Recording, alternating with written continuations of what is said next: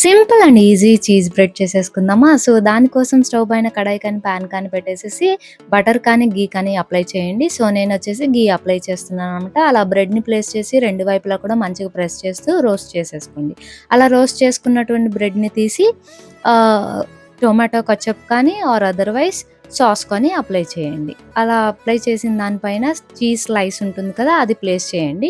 So, మన దగ్గర ఉన్నటువంటి వెజ్జీస్ అన్నీ కూడా ఫిల్ చేయాలనమాట. నేను తీసుకున్న వెజ్జీస్ వచ్చేసి సన్నగా తరుక్కున్నటువంటి టొమాటోస్, క్యాప్సికము, స్వీట్ కార్న్, తురుముకున్న క్యారెట్. చాలా అంటే చాలా సన్నగా చాప్ చేసుకోండి వెజ్జీస్. టేస్ట్ బావుంటుంది. సో, అంతే అన్నీ ఫిల్ చేసుకున్న తర్వాత అగైన్ స్టవ్ పైన కడాయి కానీ, పాన్ కానీ పెట్టేసేసి అగైన్ బటర్ కానీ, ఘీ కానీ అప్లై చేసి ఇలా మనం ఫిల్ చేసుకున్న బ్రెడ్‌ని పెట్టేసి లిడ్‌తో క్లోజ్ చేయండి.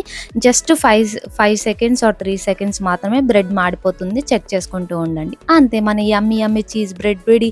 చీజ్ ఫ్లేవర్‌తోనే చాలా టేస్టీగా ఉంది. ట్రై చేయండి. ఓకే. బాయ్.